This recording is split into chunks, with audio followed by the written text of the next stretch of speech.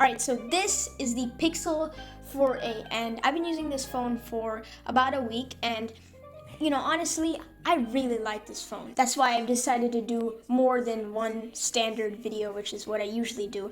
I'm gonna do a lot on this phone. I'm going to talk a lot about this phone, and I'm also going to do my normal full review in depth. So yeah, stay tuned on the channel for that. Follow with notifications. But before we get into the impressions of this phone, let's get into the unboxing experience you get when you do, or if you do, buy this phone.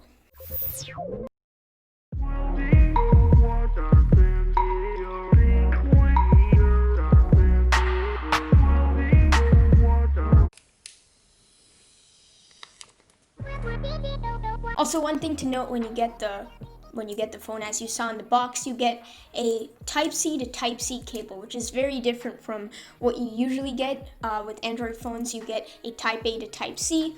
Now, this is strangely useful. Now, disclaimer: this does not support fast charging. The 4A does not support fast charging, and that's one of my main complaints. We'll get into that later. But this is now compatible to charge a MacBook or like newer iPad Pros. So I really don't know if Google was helping the opponent.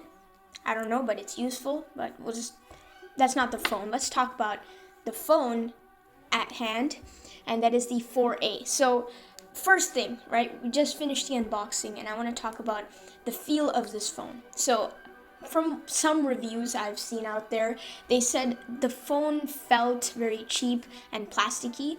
And yeah, it's plastic, but this is the good type of plastic I like. As soon as I picked it up, like, I could feel the nice, smooth, matte texture to this, and did not feel cheap. And I thought maybe that was just a bit of a first thought when I took it out of the box. But no, I've been using this for a week, like I said, and it's pretty nice. It's like I said, smooth to the touch. It's also a thin body, so I can hold it very firmly. And the color is overall nice, which also brings me to that nice little green power button, which is pretty nice. I like the color-toned power buttons of the Pixels in the past, and they continued it respectably over here on this device. And also, speaking of the buttons, these buttons are strangely clicky, and I don't know if I like it or not, but they're clicky. So if you listen here, yeah, not sure if I like it, but it's there if you need it. And also, actually, if you think about it, this is a bit annoying at sometimes. Like I'll explain later. A big downside of this phone is sort of the volume situation, the speaker situation, and that kind of gets it annoying at that point. But that's again for later in this video.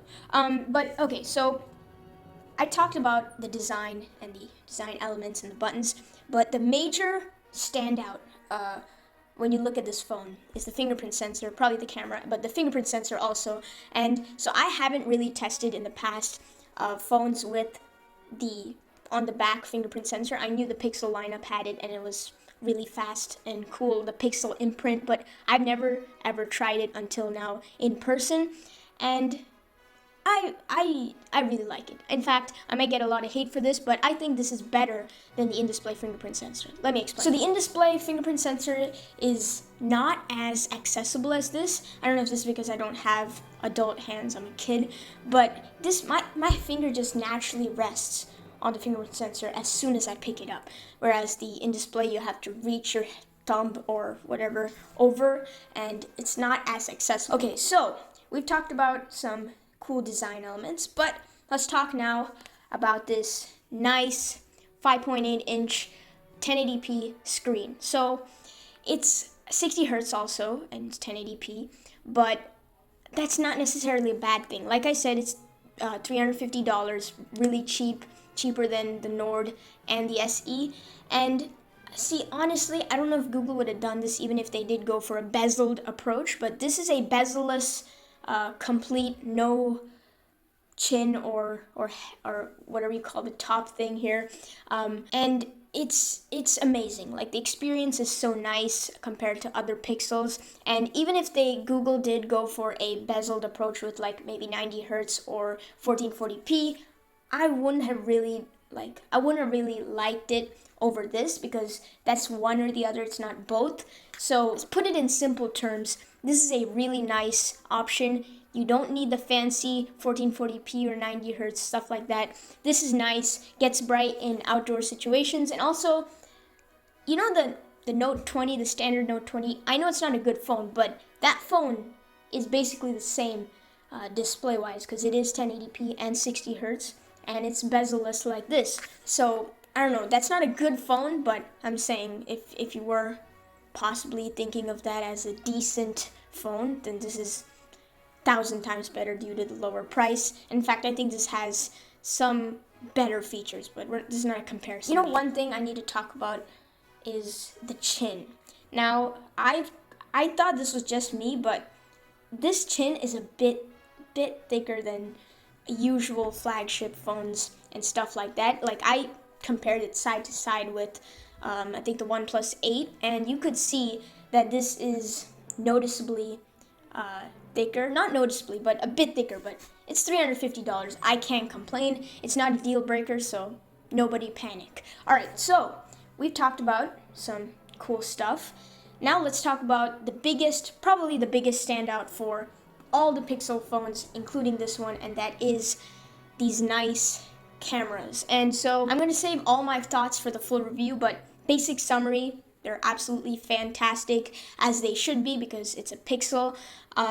Portrait mode works fantastic on both the rear and front-facing camera. Night sight never fails to impress me, and it's just a normal, great Pixel phone. But that said, it does lack on ultra wide. I know the Pixel 4 somehow didn't include a ultra wide. It had a telephoto, but you know, something that's lacking from, say, the Nord, which is like its sort of direct Android competitor, is definitely the ultra wide. I do miss it, but would I sacrifice the great camera quality and great camera features on this phone and switch over to the Nord, which just has the ultra wide?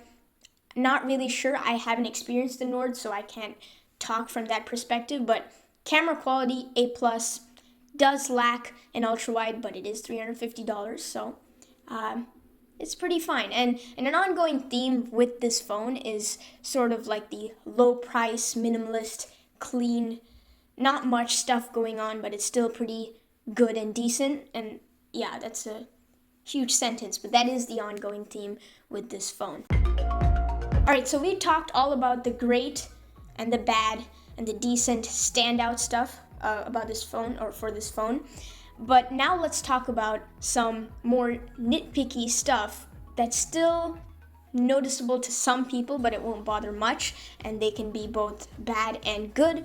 And so we'll just start off with the headphone jack. So 99% of you know that this phone comes with the headphone jack, and you know, it's not bad. Of course, it's not good. It's not the best thing. It's not like groundbreaking, but it's not bad either. Like they included it at a low price, and so I'll take it. It's not like something additional is going to do bad. But see, people like me nowadays, we can just go out there and get a cheap but decent and good wireless option for phones without headphone jacks. But some people, they really want to cut down on the costs, and they would find a use in this headphone jack, but something more practical for people who have switched completely to wireless, like bigger tech reviewers. This is the thing. So say you do forget your wireless options or option at home, and you're traveling for a short business trip, and you don't want to spend all your money on some expensive headphones. I know you can like buy it and return it, but say there's like a huge cost, or you have to travel immediately and you're at the airport, things like that. You can just buy a quick, cheap, like $5 wired option, and you can just take your calls or listen to music quickly for your 1 to 2 day business trip. But say you don't have the headphone jack, you might have to pay that extra buck, especially at the airports. They charge a lot for more quality and more premium stuff like wireless headphones and wireless earphones, and then you sort of just wasted your money there. That's a more practical, more broader scenario for a headphone jack like this. But I'm not going to talk about this headphone jack the entire video. Let's move on to another nitpick, also in the audio section, but this time it's not the best. So, like I mentioned earlier, the volume on this phone is not exactly the best. Like, here's the thing. It's not bad. Like, it sort of imitates like a stereo effect using the bottom speakers and top phone speakers, I guess you can call them. But the volume level when you click this button, this really loud button, is sort of unbalanced to me. I don't know if this is just me. I haven't heard anyone else complain about it, but I guess you got to put it really high in some areas like YouTube, and you got to put it a little lower on calls. Not a huge deal breaker. In fact, I don't really care because I don't really watch much YouTube content on a phone, let alone regular YouTube content anywhere. But yeah, it's noticeable to people who constantly probably play their music on their phone on their desk 24 hours. I don't know who does that. Some people probably do, but it'll be noticeable because you'll have to lower it for all other stuff than listening to certain music or using a certain app. But like I said, it's not a deal breaker for the majority of people. That happens to include me. Okay, so another small nitpick has to be, and this is definitely not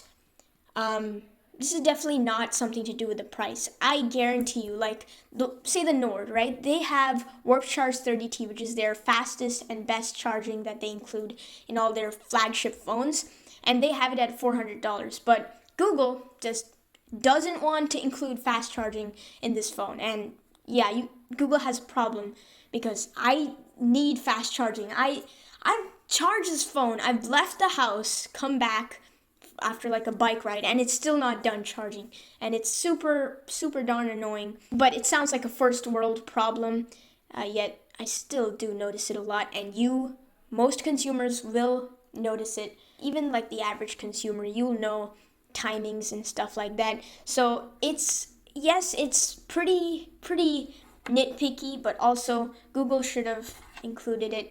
And I don't know if that has to do with this Type-C cable, Type-C to Type-C, but interesting developments right there. All right, so that was your first impressions of the Pixel 4a. Such a nice little phone, I guess you can call it, and I really like it. That's why I'm making so many videos on it. But now I want to know what you guys think about this whole budget phone market and what you think of the 4a, and of course any recommendations for videos I need to do.